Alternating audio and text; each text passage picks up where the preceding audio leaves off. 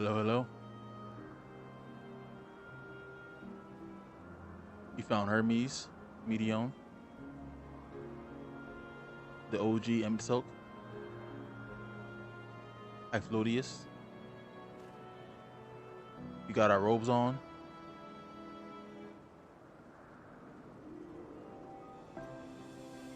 So why don't we get this going?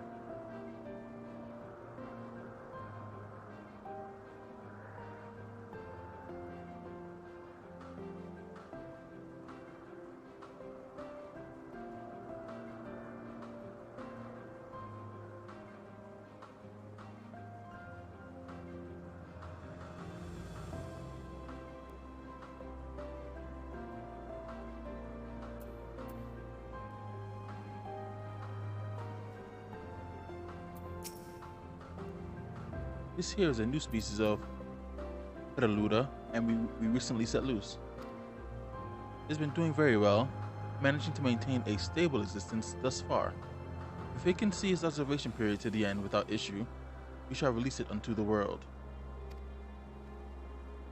Tell me, do you know the difference between living beings and arcane entities?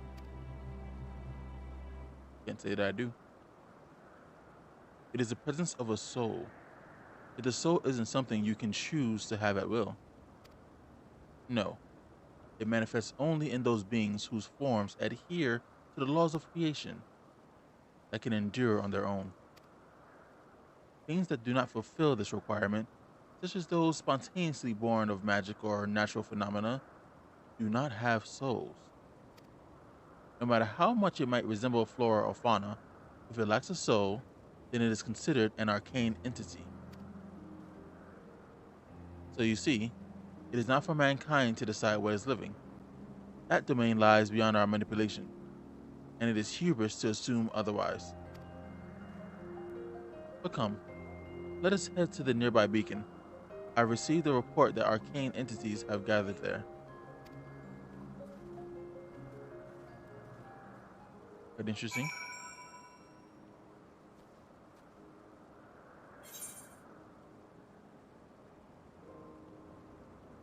They're out this way. Bring up the Chocobo.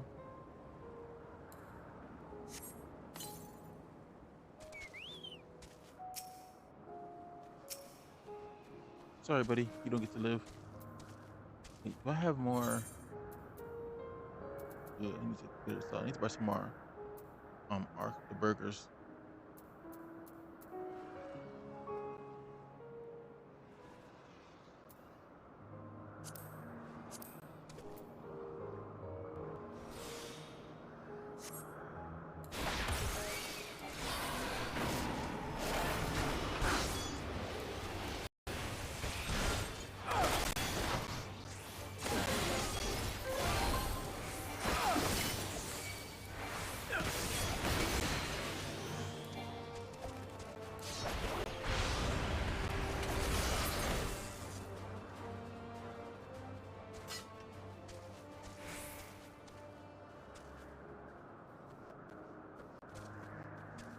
Get my level up on while I'm on the way.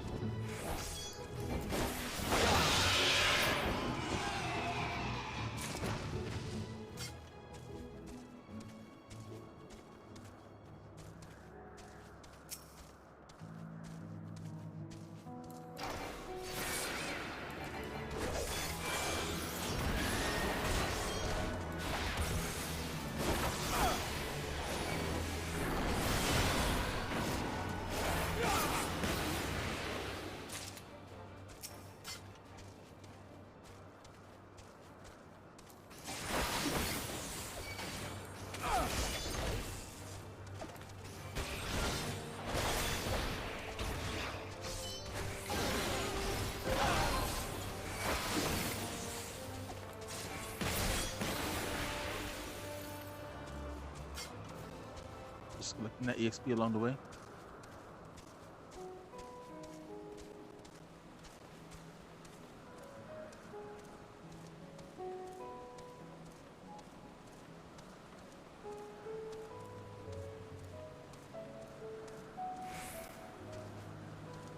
Oh, they're over that way.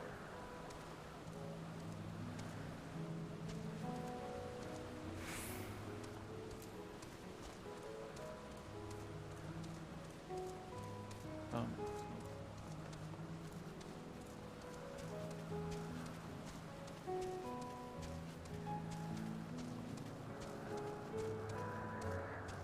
Opus is a really interesting place.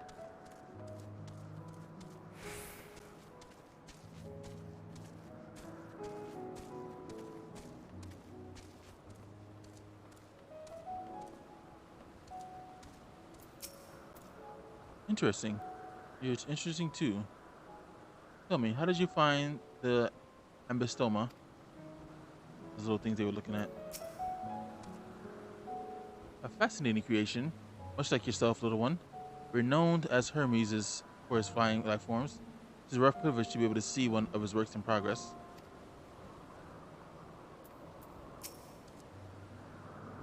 We're meant to be observing Hermes, but instead we're stuck with Mithion. Well, I suppose she herself serves as proof of his prowess as a researcher and creator both. Hermes. Or Hermes. Ah, yes. Lightning Numa. Just as the report said. Although we call this structure a beacon, due to its form, it is in fact a magical device. By manipulating the balance of elements, it keeps the isle airborne and maintains the climate thereupon. In the course of its operation, it often sees an internal shift towards a given element. Right now, the element is lightning, which draws the Numa here to replenish their aether. It appears Medion is busy. Would you care to assist me in her stead and feed the Numa? Aye. By using this lightning converger, you can harness ambient lightning and focus it into a ball. A veritable feast for our dazzling friends. Go on, give it a try.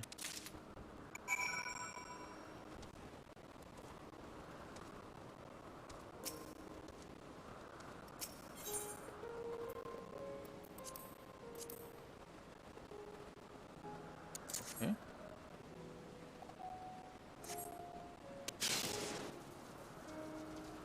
One.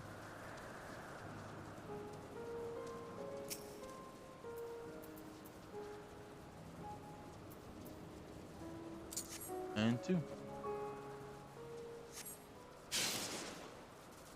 Got it. Back to Hermes.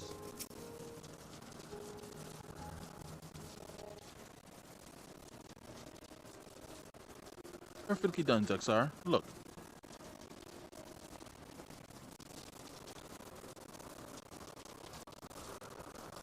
See how they gather to feed, how they express themselves through their actions despite their lack of words. Speech is not the sole defining characteristic of a thinking, feeling creature, nor is silence an indication that they do not possess these qualities.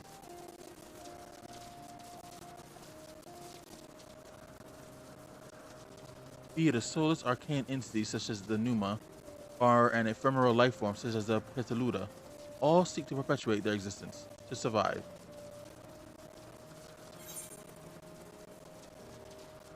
Is Mission an arcane entity, or is she a living being?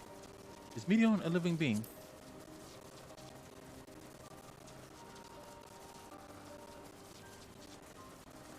Does she pass the Turing test? A good question. I can answer it from a theoretical standpoint, but it ultimately falls on the Bureau of the Architect to pass judgment. That will be Emmett Stokes' division. He's the architect, correct? Those with exceptional vision, such as Hythodius, may be able to ascertain her true nature. But to me, it doesn't matter. She is herself, and that is all I need to know.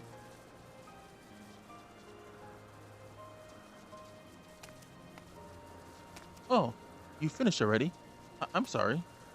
I was in the way. Not to worry, my dear. They missed nothing of note, and we still have plenty of work for them to observe.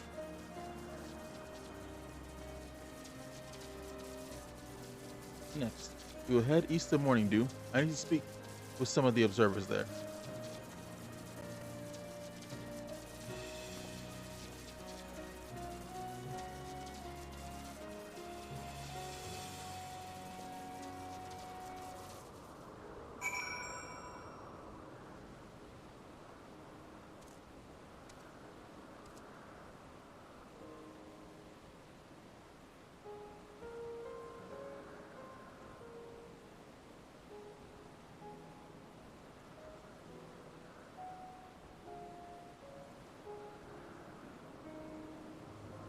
So, oh, this is where I went first. First, let's get this guy.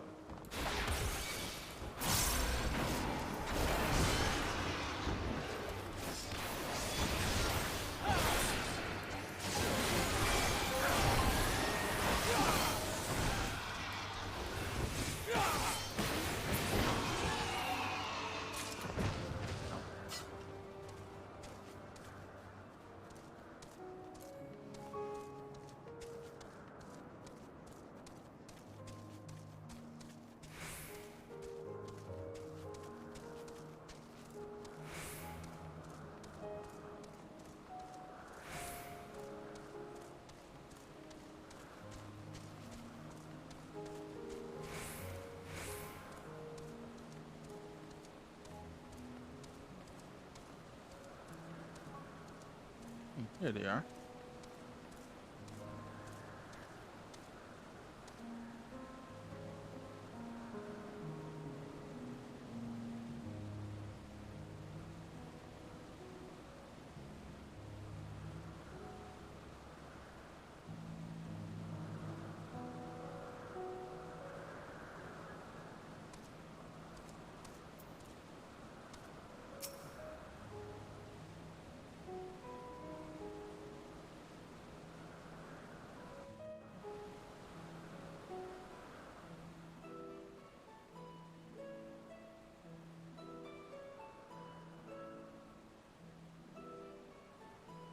Amazing, is it not?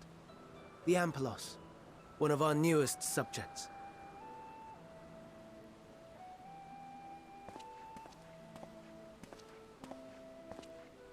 So, how are we coming along?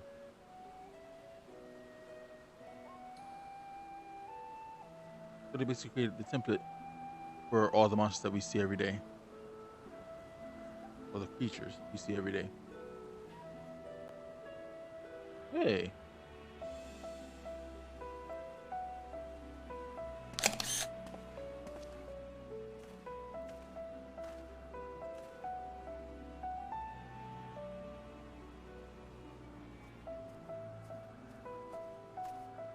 This place is Elpis. Those flowers. Elpis. Right. Entelekis. Like me. What is an Enteleki?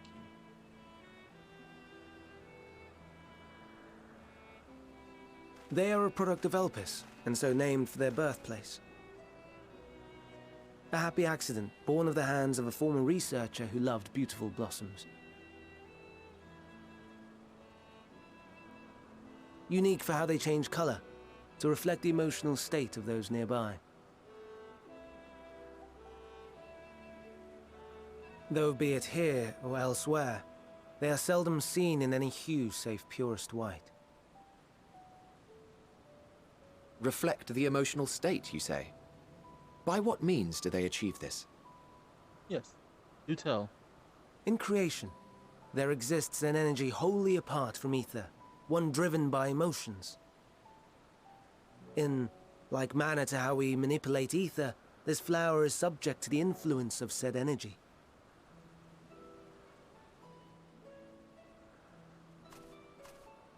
While it has no will of its own, it is sensitive to the prevailing emotion in the vicinity, and reacts by altering its color and vibrancy.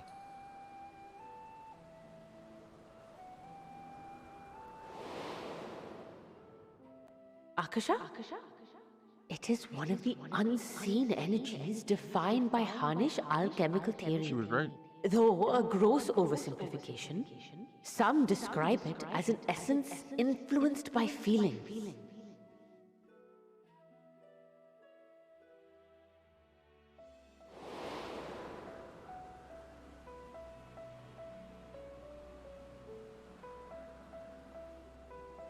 Akasha. Though I'm not familiar with the term, your description suggests it is the self-same energy. Dynamis, we call it.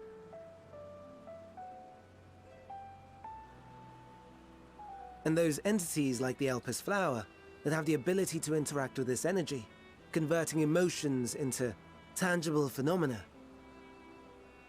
are Antelekis. That's me! That's me! An Enteleki! Right. You his emotion. That you are, my dear.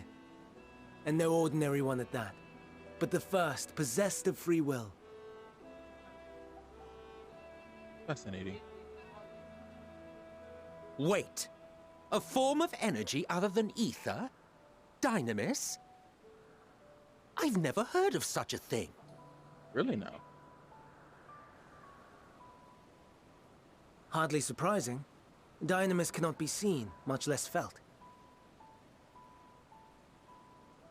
And though its existence has long been theorized, we had no proof until the flower's serendipitous creation. What's more, Dynamis is far weaker than ether. Under normal circumstances, its effects are drowned out by the latter. On account of which, beings comprised of and reliant upon the ether, like you and I, are unable to make practical use of Dynamis. 'Tis a truly esoteric thing, known to but a select few scholars. Intriguing. Then, given the limitations you described, why create Meteon?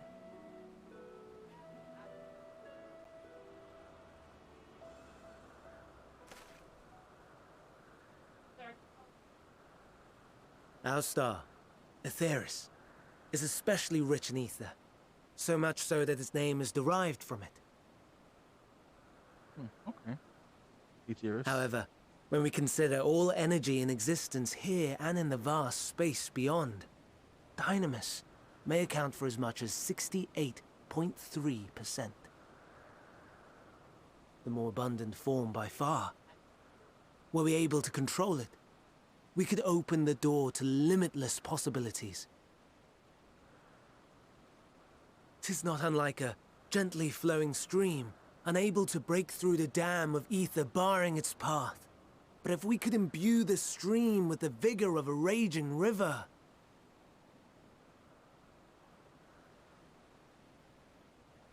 Interesting. I bring about the final days. Not that I have such grand ambitions. Nay. I merely wish to create a being that could traverse the great expanse.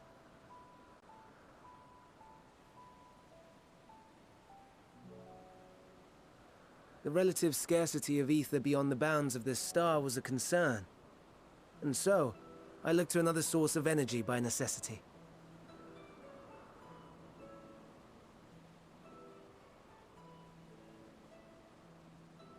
That being Dynamis. No wonder her ether is so thin. Precisely. Yours is thin too. Like an Enteleki. Like me. Maybe not for the same reasons. So... are we the same? Entelekis. Not quite.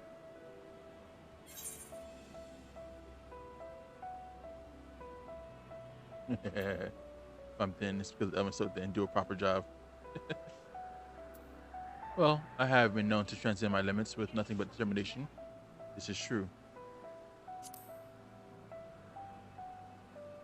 I mean, I don't mean to brag.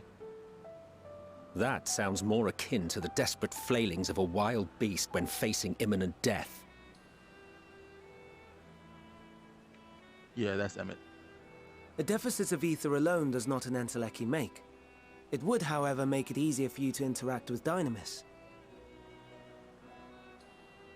And limited though its influence may be, this quality could prove the difference between victory and defeat. You do well not to underestimate it. I'll remember that.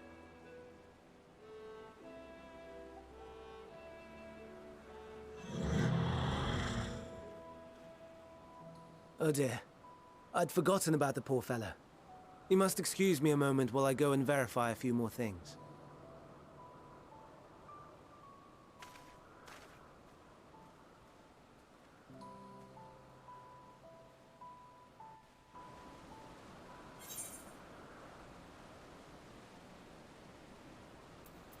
All right.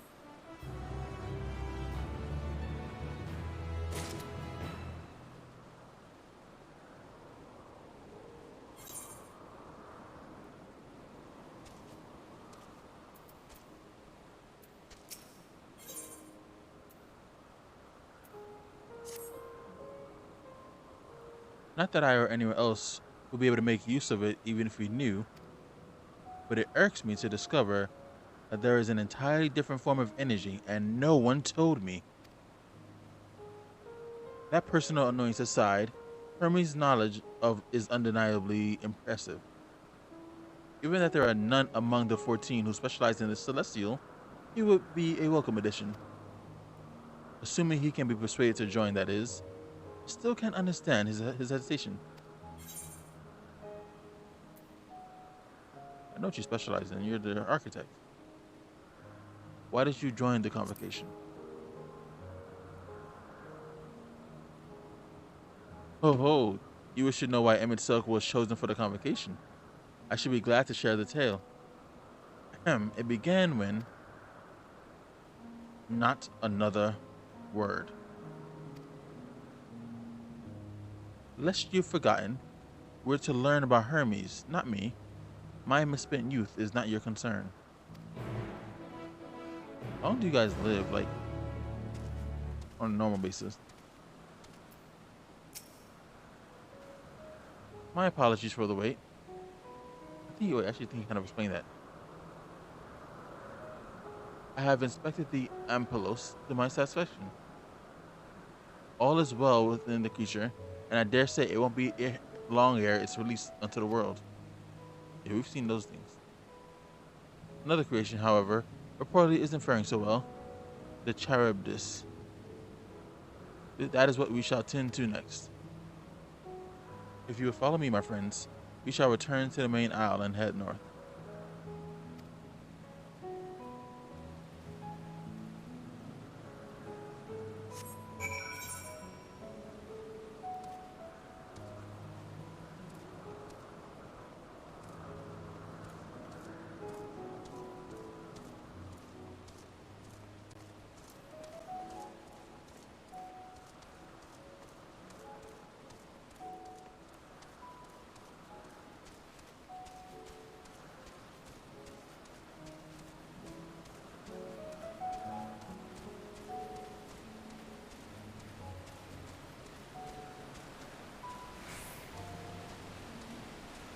Is that a dragon?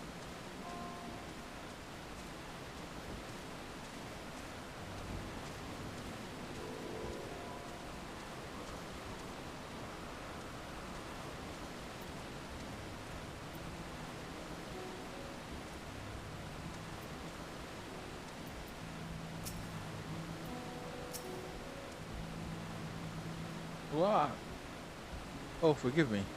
I thought another member of the convocation had come. This is turning out to be an eventful day.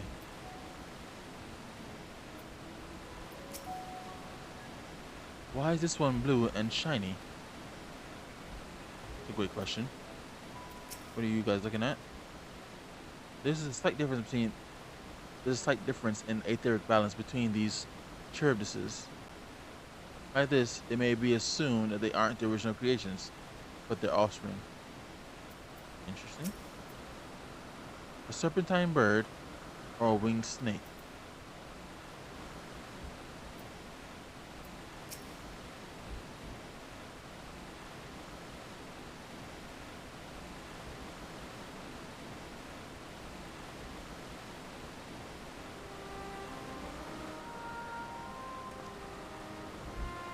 I understand that there's a problem with one of the Charybdis. Yes, that's right.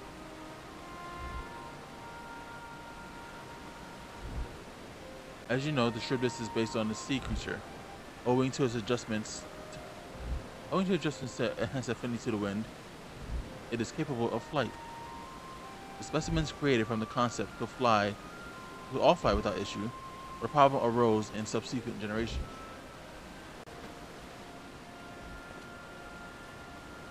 This third generation creature was born with an etheric balance leaning strongly towards water. Its aquatic origin reasserting itself, it would seem. It's quite shiny. The result being its affinity to wind is diminished and it cannot fly. No matter what we try, we cannot get it to rise even the slightest bit.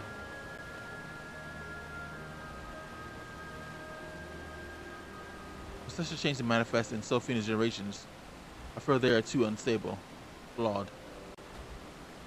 With your permission, I will revert the creatures. I recommend to the Bureau that the concept be revised.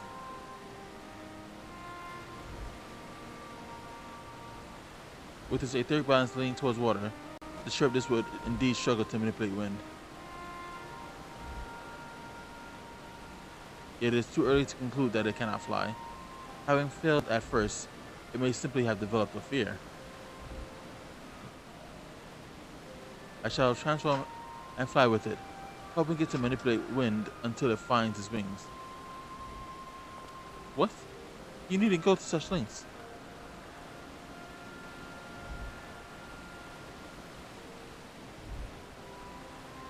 You don't know, but of course not. Transformation is an art in which one manipulates a vast quantity of aether to construct another body around oneself. In practice, this allows one to assume any conceivable form and thereby transform the limits of one's flesh, unlike turning into someone yourself. Yet convenient though it may be, transforming in the presence of others is considered vainglorious in the extreme, as uncouth and unseemly as running about robeless. Shameful. He's salty he can't do it. Am I to understand you make a habit of this? Nothing of the sort. It's just that when transformed, I can wield the wind and fly. It may seem excessive, but what is our shame next to the lives of these creatures? They deserve a chance, and we owe it to them all to do all in our power. Be that as it may.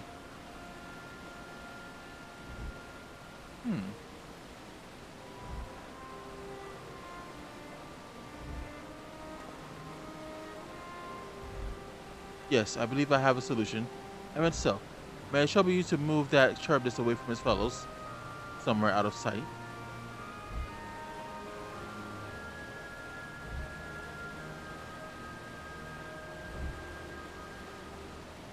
Meanwhile, I'd like the rest of you to help me prepare here.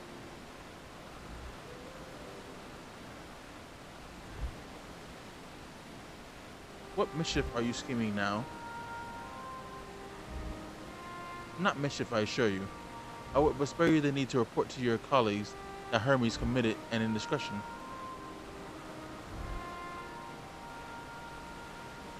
So have a little faith and run along.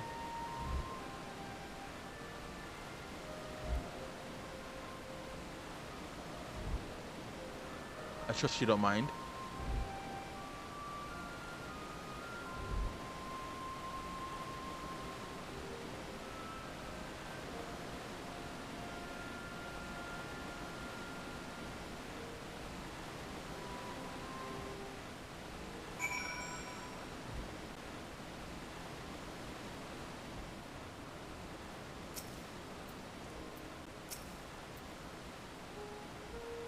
MSQ is out of sight? Good. Let's speak of the plan. It's a stroke of genius, really. We have MSQ train the Charybdis.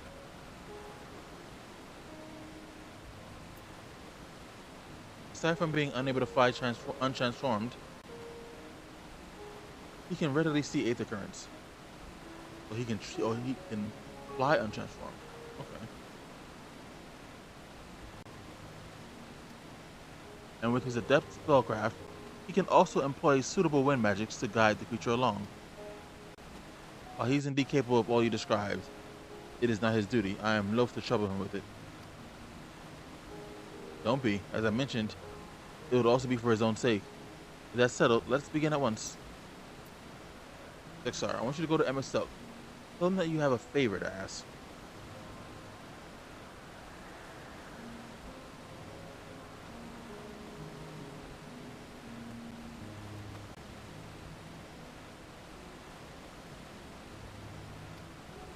He will be disinclined to cooperate at first, but you mustn't be discouraged. With our friend, the trick is to be unflaggingly persistent. Off you go, now, and good luck. With the chat and mode in say, use your keyboard or the software keyboard to enter any phrase containing the words, I have a favor to ask. Indicate to MSQ that you have a request. Okay.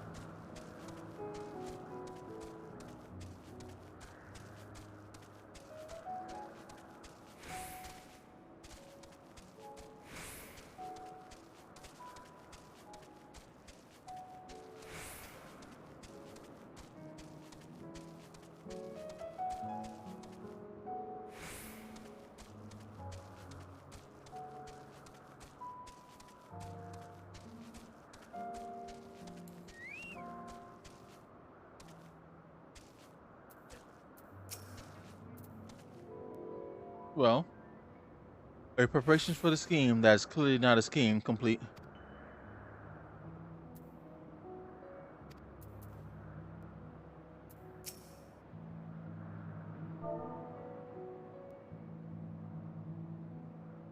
I have a favor to ask.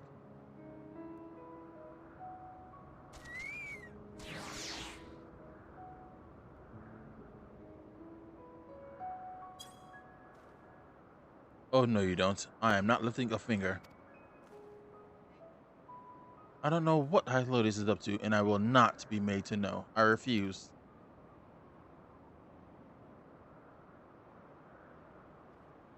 Oh, let's keep attacking.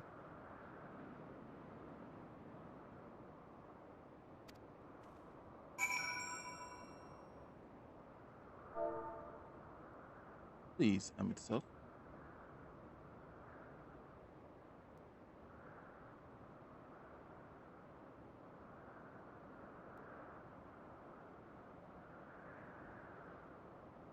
Please, MSQ. You're our only hope.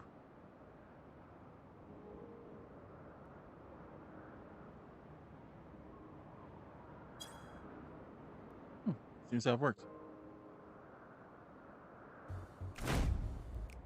Please, MSQ. You're our only hope. No. You are not foisting this nonsense on me. Exactly what we're doing. I'm given to understand you have the power to help the Charybdis, and should be quite willing to do so.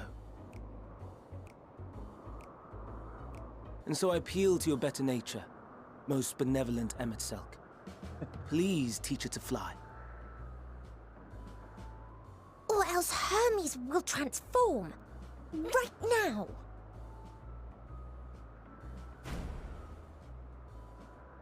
Now, there's no need to go quite that far. Altruism is its own reward, as I'm sure he would agree.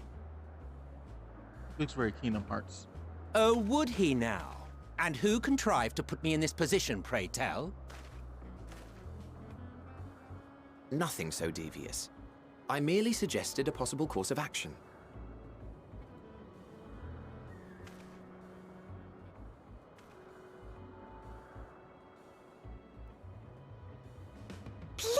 Emmett Selk. Please! That's a low blow.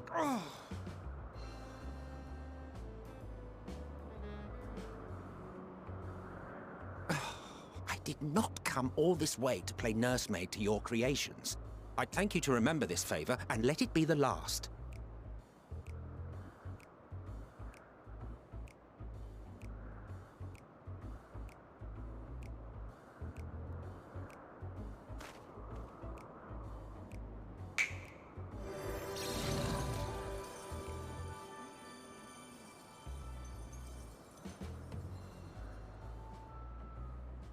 I will aid it once it is taken to the air. It falls to you to shepherd it skyward.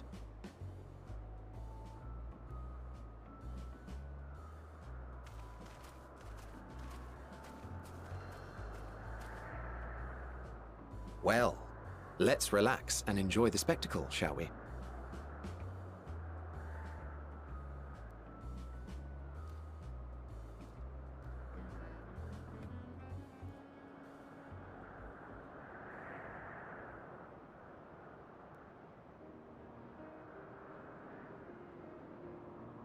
You were wondering why Emmett Selk joined the convocation. Truth be told, he wasn't the first choice for the office. I was, on the strength of my ability to see ether. But I declined the offer. For though my vision is exceptional, I am pedestrian in all other aspects. Worse even. Quite abysmal when it comes to manipulating ether, for example. Couldn't transform even if I had a mind to do so. What good is the ability to perceive a problem if one cannot act to address it? Emmett Selk has no such shortcomings. He excels in vision and manipulation both, the latter to an extraordinary degree. If there is a mage more powerful, I do not know of them.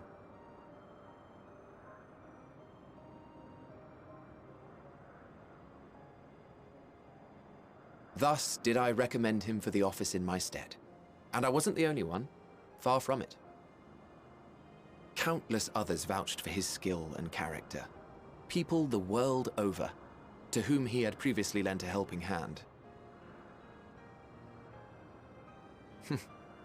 Oh, how surprised he was. Claimed he hadn't done anything remarkable for anyone. Modest to a fault. He deserved every bit of acclaim he received. Yet he may well have gone unappreciated were it not for a mutual friend. A singular soul who can't help but involve himself in the business of others. Where he walks, excitement is certain to follow. His antics irritate Emmett Selk to no end. But much of his grumbling stems from genuine concern. When our friend calls, he never fails to answer and lend his talents. Who might this friend be? And in the course of doing so, he himself came to be recognized and respected by those around him.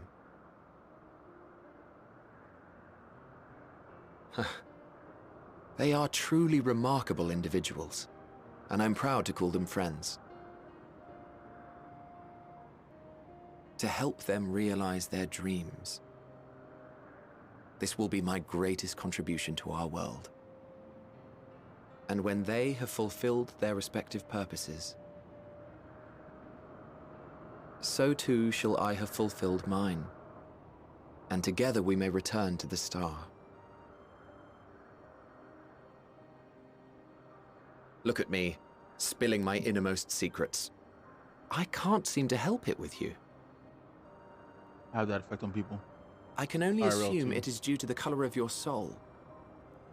I just don't understand how you can be so alike and yet so different.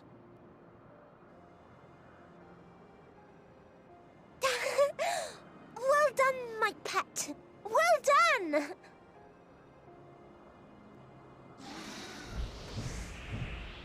Okay, Gyarados.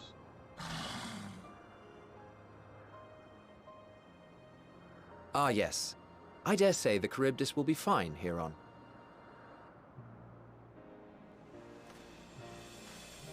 Why don't you go and signal to Emmett Selk? Let him know that his arduous task is at an end.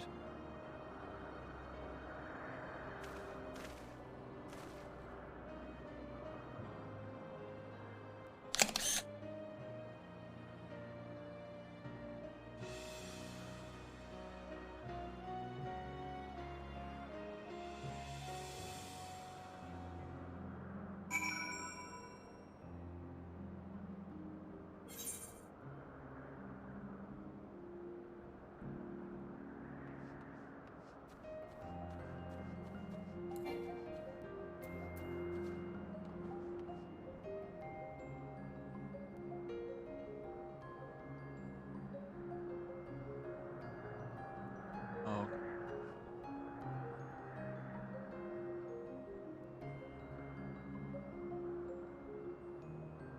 I'm not selecting. Guess not.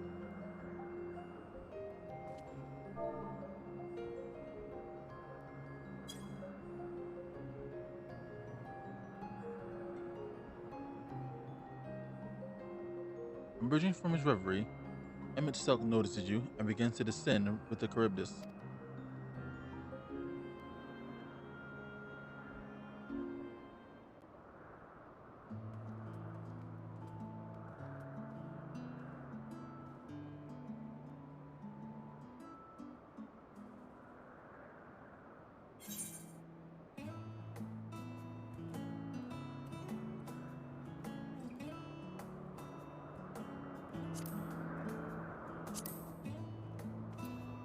Can't thank you enough, Emmett Selk.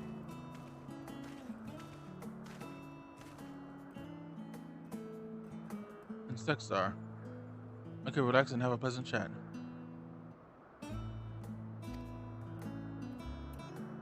I'm sure you did. The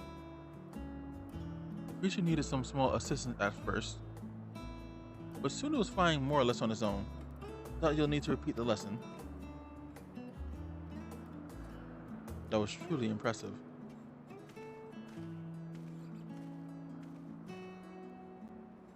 I witnessed it all from afar. The Charybdis flies.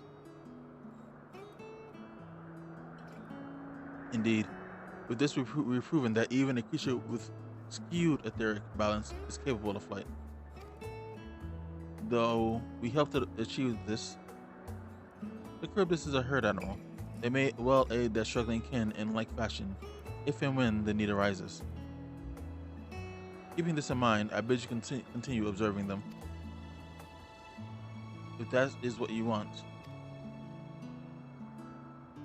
But if I may say so, rather than hoping an idealistic possibility comes to pass, would not be simpler to have the concept adjusted.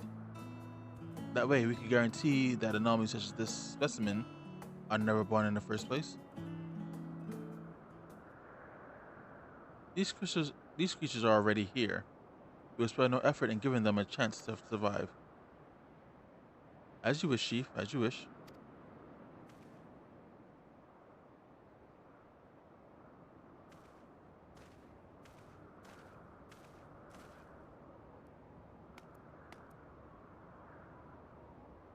Hermes.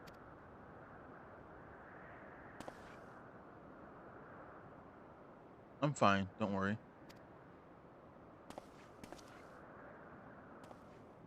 Well, that concludes all my present tasks.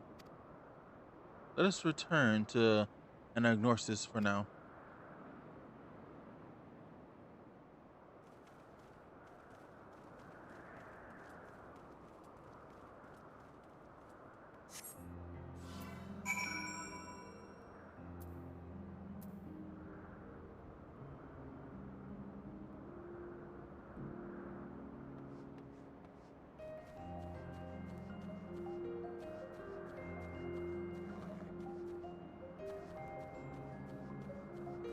Ooh. Use like that Ixil thing. Or Thunderhead, yes.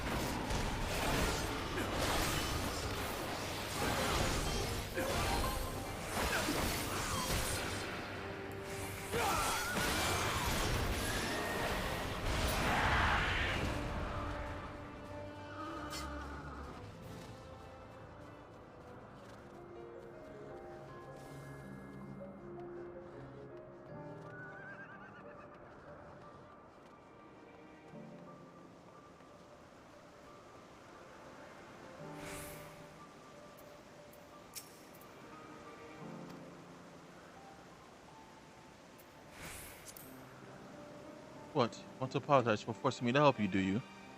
Save your breath. You didn't force me to do anything. I merely chose the most expeditious way to have done with an impediment to our business. Whatever, bro.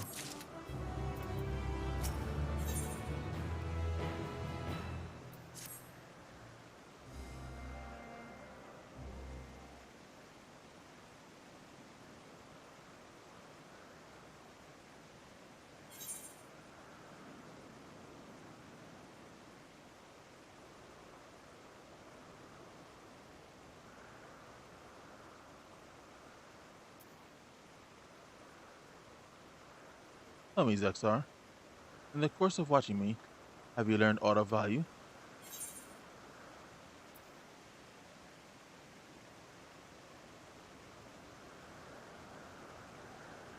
Dynamis is interesting, but I don't think I've quite found the answer I'm looking for.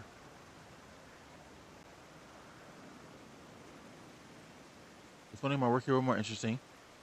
Nevertheless, I'm still indebted to you for keeping me the young company. If there's aught I might do, you need but ask. Who is this? Chief Hermes, what good fortune to find you here. Is something the matter? The Ikeon, I'm afraid, has done it again. No sooner did we release one for observation than it set upon the nearby occupants, slaughtering them. Was the Keisha hungry or somehow provoked? I had just fed them myself, and the occupants were keeping a wide berth. It is the nature of the Ikeon that is to blame, their innate viciousness. From a minute aside, it is an outstanding creation, perfect in form and function. Though it may not be suited for release, I have no doubt that the Bureau will accept its concept for preservation. In any case, there's no point in postponing the inevitable. Those who have worked them all once the paperwork is in order. Where is the scene of the incident?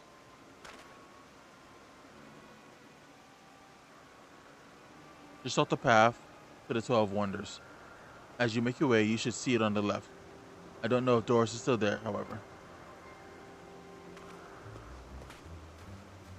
Hermes, wait. The music changed.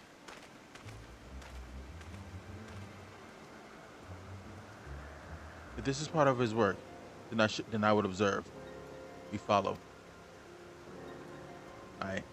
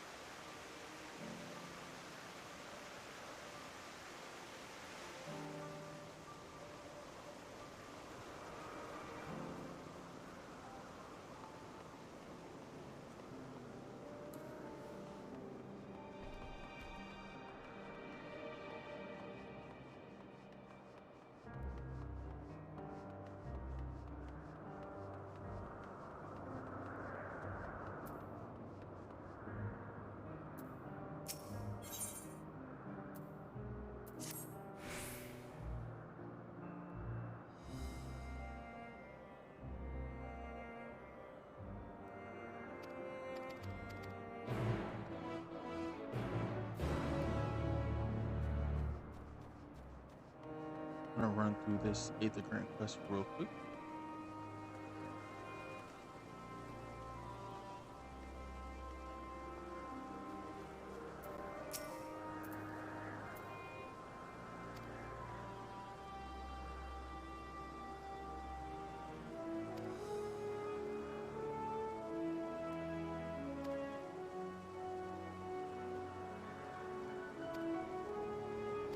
Okay, you're new here, blah blah blah.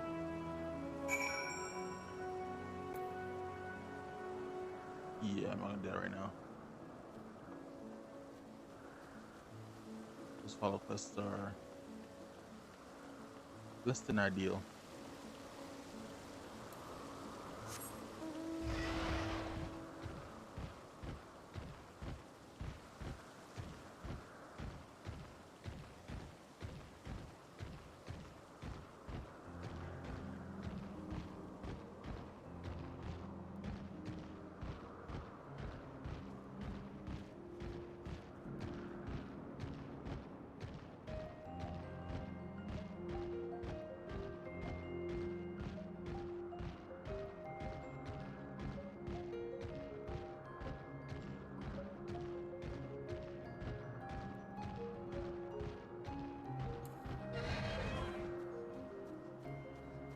scene of the crime. Let's look for clues. Lacerations and burns are unmistakable. Ikion was indeed responsible. But the creature is nowhere to be seen. Doris must have taken it away. The man makes his haste at the 12 Wonders. Makes his base at the 12 Wonders. I shall go and seek him out there. Emma Stoke and I will search the area for good measure, just to make sure that Ikion did not escape. My thanks. Let us meet at 12 Wonders when you have finished. I will go on ahead. Please follow with Jexar. Okay. Come. Down a path over the bridge.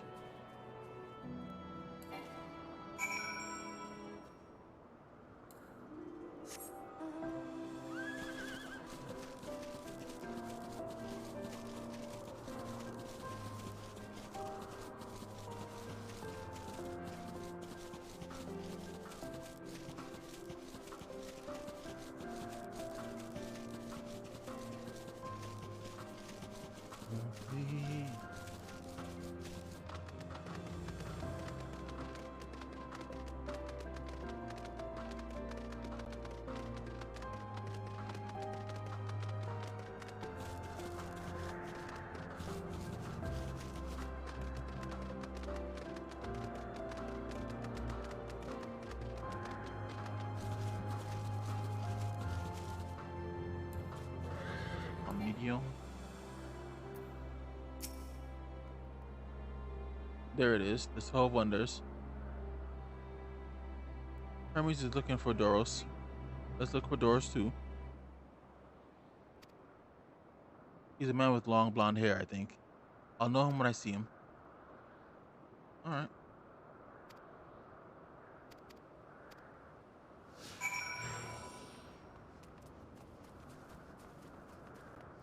Let's stop by the Aetherite.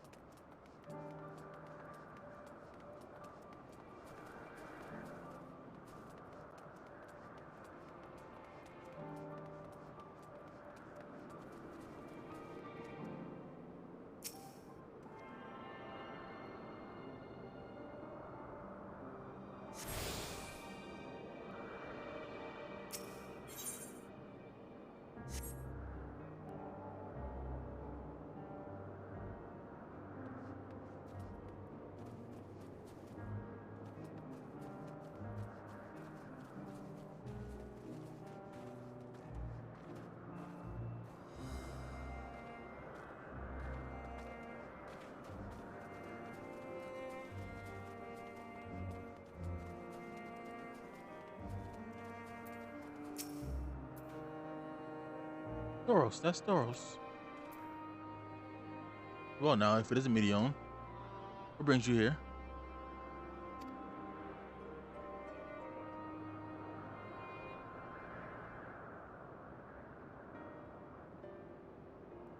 As I thought. Oh, I thought I heard familiar voices. I didn't realize you two had decided to help me search for Doros. Thank you.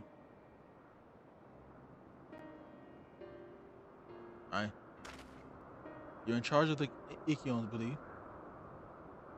Where are they now? Out in the fields and restraints. Printed as they were, I couldn't well return them to Tissus. Once I've submitted my report, I'll see them reverted without delay.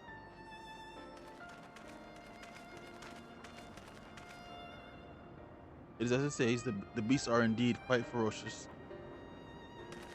You're one of the 14. What brings you here? Nothing you need to concern yourself with, as you were. You've heard the news that Econ slaughtered Occupants. As the observer is in charge, are you of the opinion that they are not fit to be released? I am. Their abnormal aggression and exceptional strength makes for a highly problematic combination. It matters not where they are released. Lechions would threaten other species and upset the natural order. Could it be that the specimens observed are an outlier? Highly unlikely. We created a good many of them, all exhibited the same tendencies.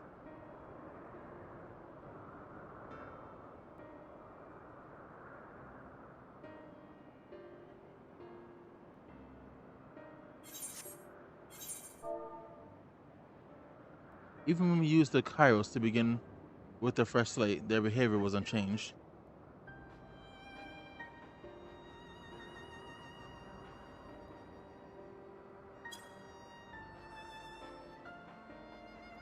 Kairos,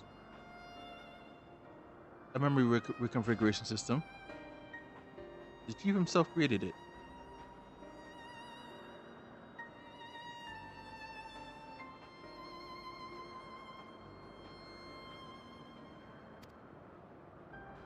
It allows us to erase or alter memories, and we observe creations in different environmental conditions without needing to remake them from scratch. Quite impressive and potentially dangerous. Depending on the intensity of the etheric emissions, Pastorot may wish to have words with you. Rest assured, I've kept all values within prescribed limits. To prevent misuse, its applications are limited to those authorized by the Chief Overseer. Do not misunderstand. To manipulate a subject's memories is an intrusive act I deeply abhor, but it is still preferable to execution.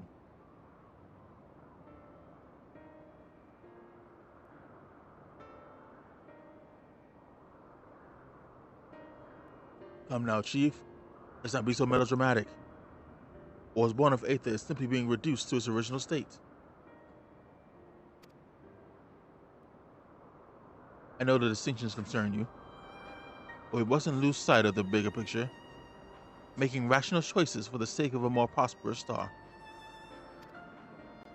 If a creation cannot be properly studied, even with the aid of Kairos, we remake it. If a creation is deemed detrimental to existence, we unmake it. It is all for the greater good, and none question the necessity of such routine processes. I understand these things, I do. I would never think to unleash a clear and I would never think to unleash a clear and undeniable threat unto the world. Yet insignificant though their individual lives may be, next to all creation, it is all the Lycaons have. Before we seal their fates, we owe it to these beings to exhaust all options, to ensure that nothing has been overlooked. If you insist, let me provide you with a full report, and we may take it from there.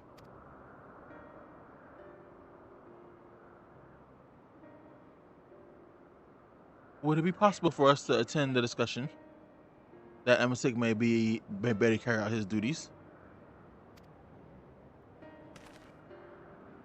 By all means.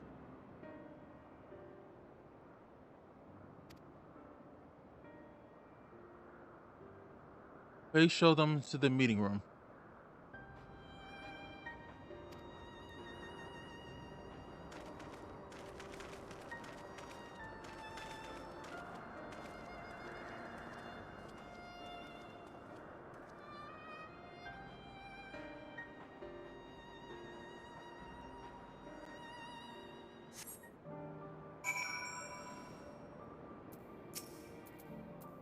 Man, other beings are just things, to be used and controlled, like magic. That's what Hermes told me once. Planting an interesting seed.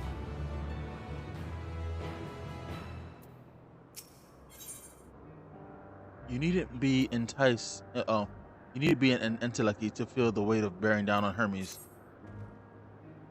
I fear this discussion may take a while, during which time. I understand. Medion, are you feeling unwell? No, sir, you're feeling unwell. It's not me, Hermes. It's you. I won't go to the meeting. I'll stay with Texar. Loath though I am to impose, may I leave Medion in your care again?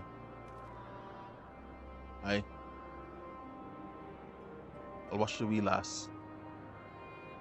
I'm in your debts, if you'll excuse me.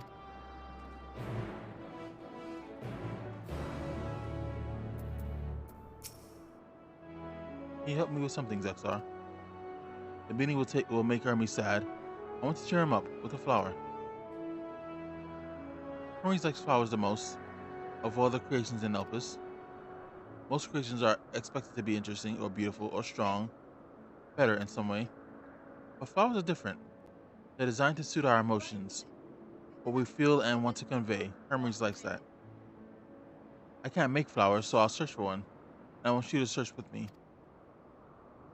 Let's start here at the 12 Wonders.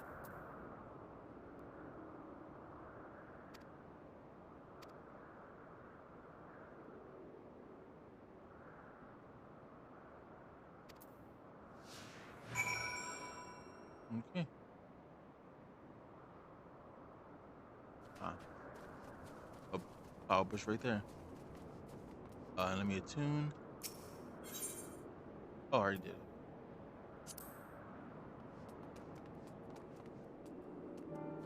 Tree in bloom.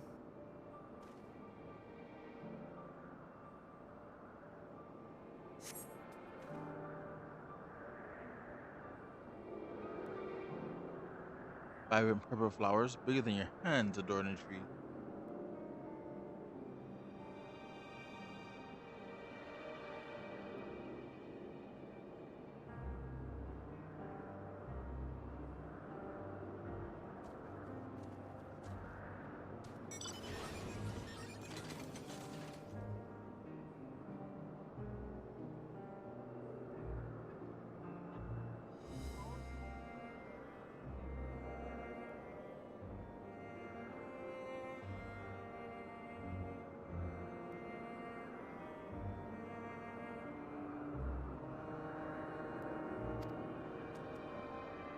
Oh, so big and bright. I love them. But they might be too bright. You have to think of the recipient. That's what Hermes said.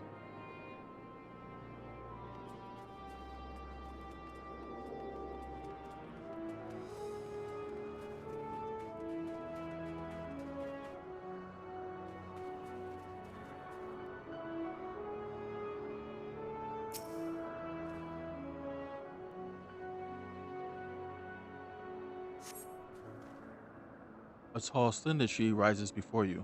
You crane your neck to look for flowers. No flowers. If there were apples, we could have covered them with syrup. Let's head outside next. Don't worry, we won't wander far.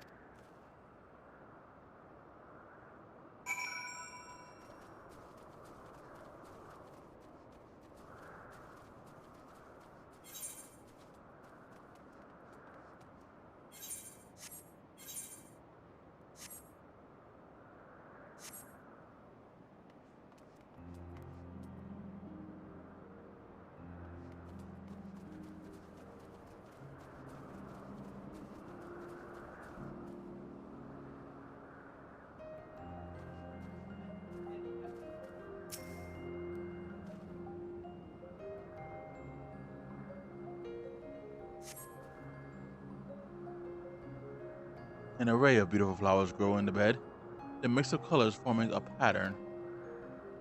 These would be better for Hermes, but they're hedged in. That means we shouldn't touch them.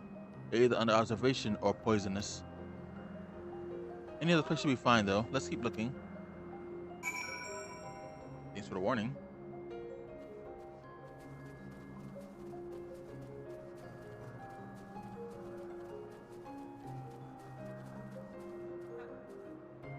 Very familiar plant.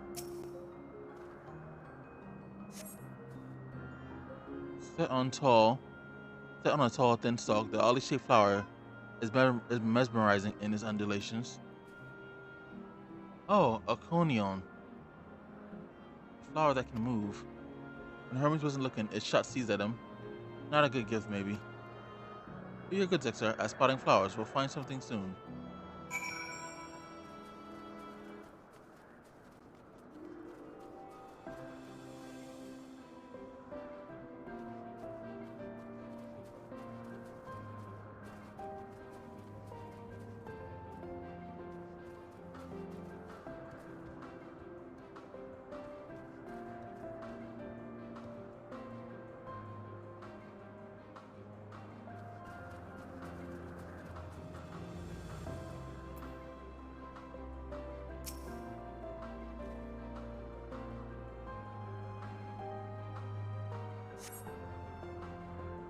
despite nothing promising nearby.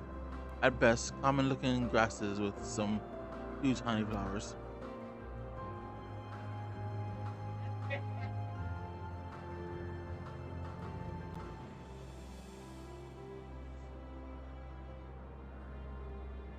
Let's do a time check.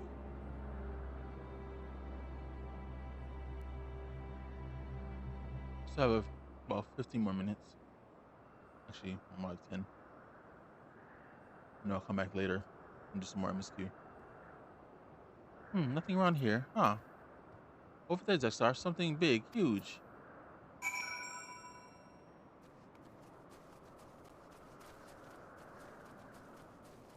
Marble?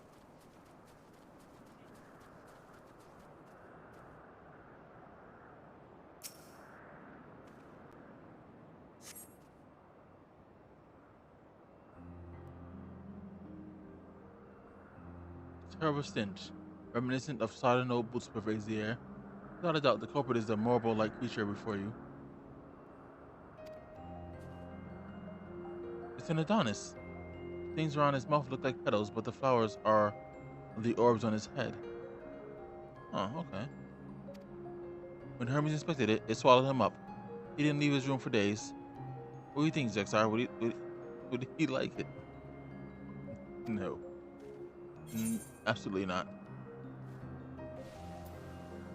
It's probably not the good sort of memory.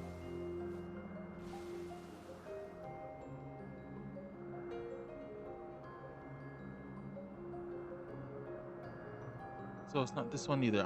I'm starting to question whether she really has a soul or not. Finding a good flower is harder than I thought. I'm sorry, Zexar, but could we search a little more? Maybe as far as the fields over there. I'll pick something after that, I promise. Ooh, Aether Current. That is dragon. Oh, griffin.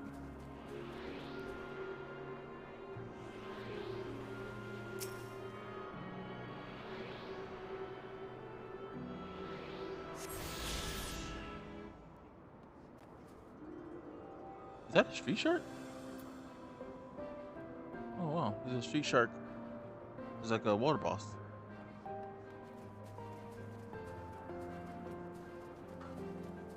Street sharks. Street sharks. Street sharks. They bite, they fight, they stand for everything right. Lush green fields stretch out before you, ending where the sky begins. Oh, there's nothing. There's something over there. What could it be?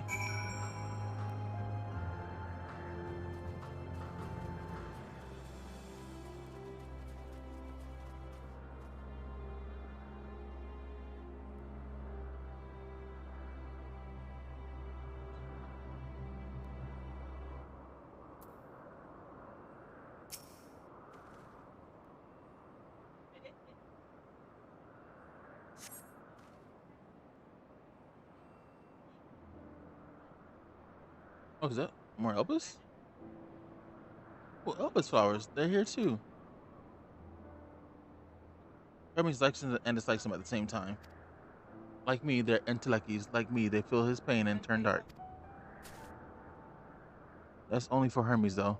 For others, they're always white and bright.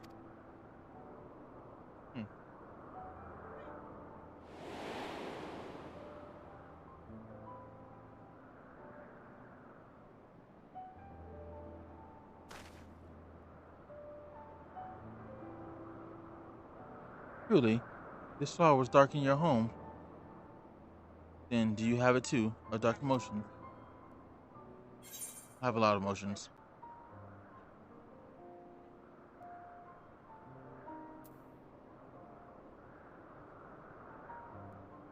I've known the pain and sorrow of loss.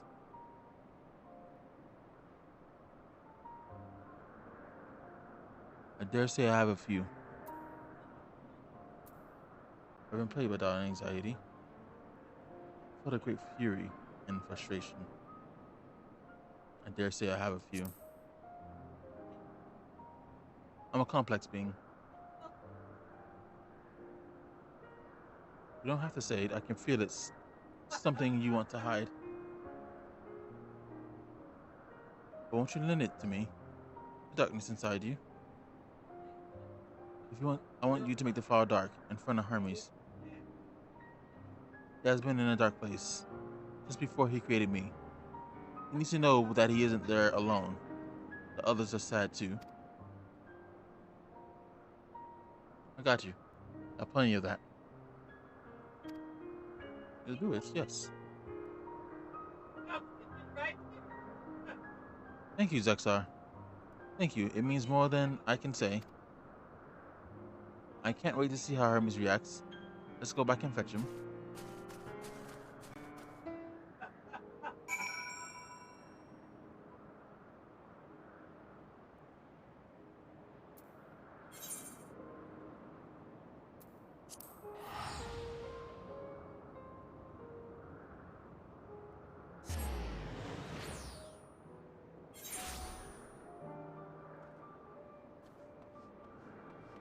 There she is.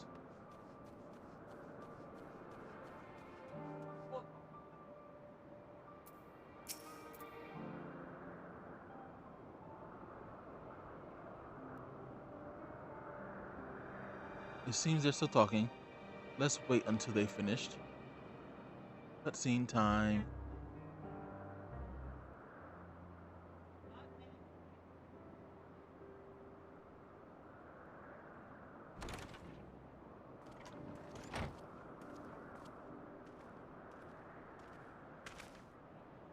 Hermes!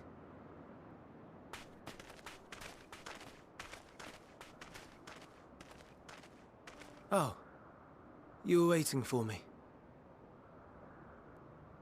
You've finished talking? Yes, we've come to a decision. My thanks for keeping Meteon company. Emmett Selk Sounds and sad. Hythlodaeus have already retired to their rooms. There is room for you too, if you would follow me. Hythlodaeus. Wait! Hythlodaeus. I want to show you something first.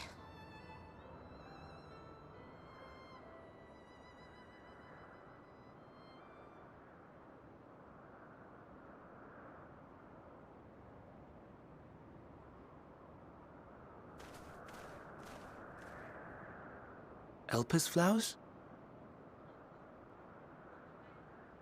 Go on.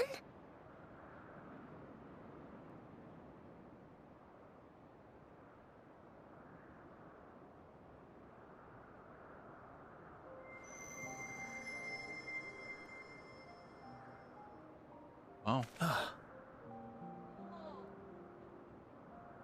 You're not the only one, Hermes. Others feel sad too. You're not alone.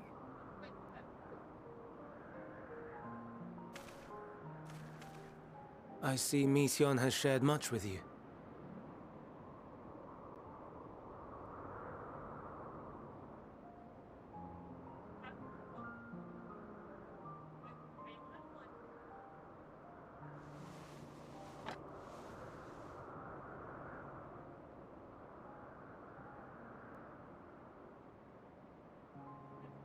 May we talk a moment? That we may.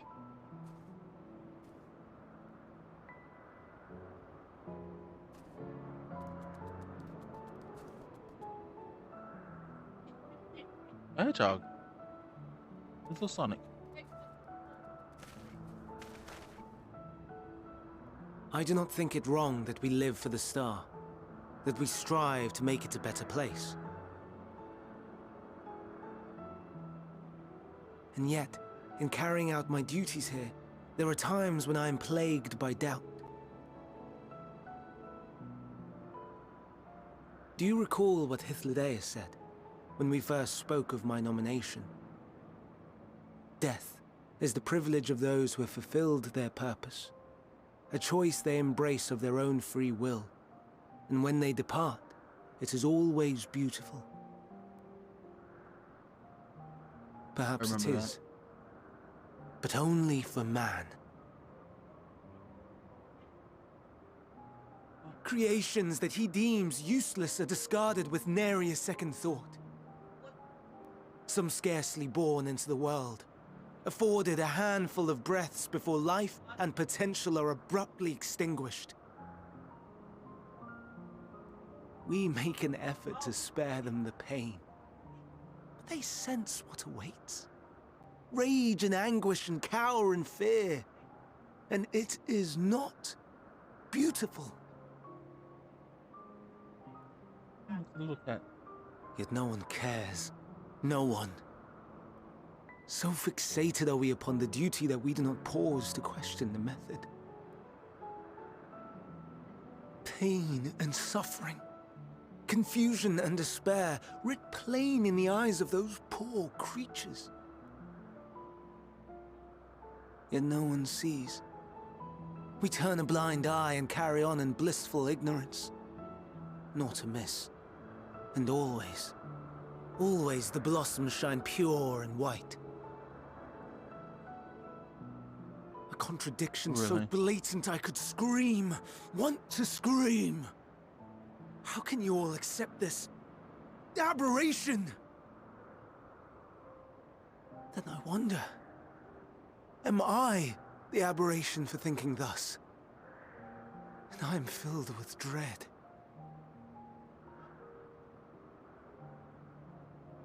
But now I know I'm not alone.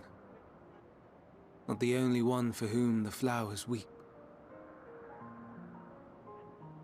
I won't ask what you thought as you kneeled beside the Alpes, or if you only did it at Meteon's insistence. Nevertheless, I thank you. To know that you too have experienced suffering is a comfort.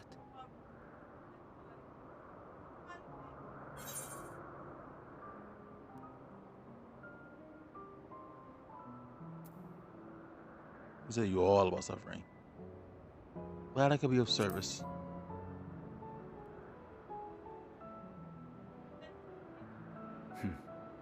To so willingly lend an ear to ease my burden. You are a strange one. Strange one indeed.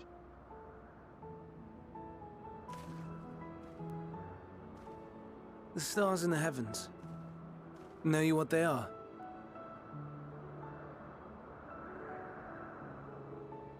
Though it is too far to tell, each glittering light could be a world not unlike Aetheris.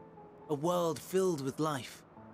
All the stars in the So sky many are our stars, enemies. so many lives. For us, there may be no higher purpose than to live for our world. But what of the other living beings out there? What is it that gives their lives meaning? That drives them day after day after day? To pose that question to our undiscovered cousins, I created beings of Dynamis, who can traverse the vast emptiness between the stars. Meteon and her sisters. Aye, sisters. She has a great Right. many of them. And they have already departed on their journey, traveling to one star and then the next in search of life. As one might expect, exploration on such a grand scale is rife with difficulties, and thus far I've naught to show for it. But I have faith that we will make some manner of discovery ere long. And when we do, I should be glad to share our findings with you, in gratitude for your kindness.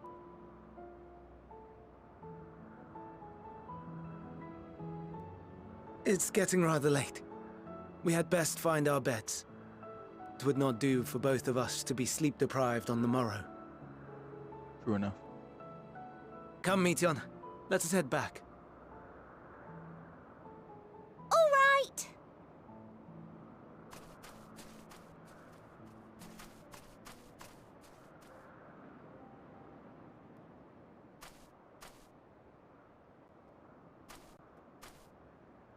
What's going on up there?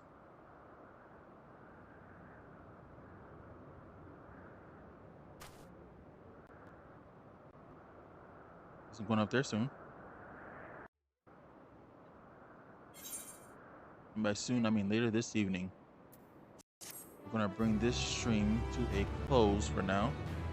That's a good point.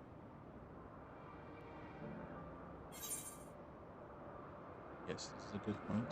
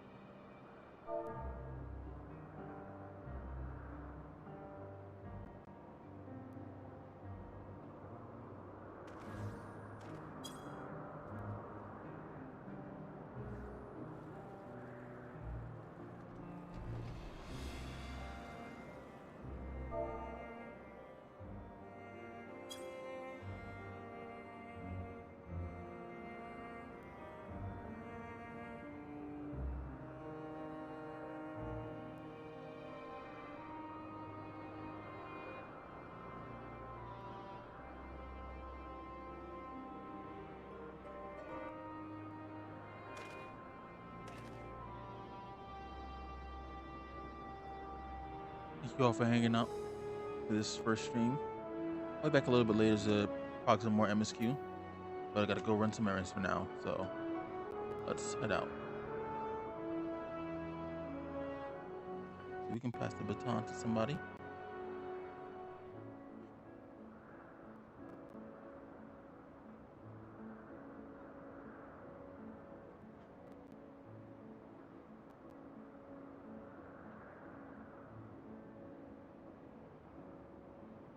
Oh, Kaiba's on. Let's head there.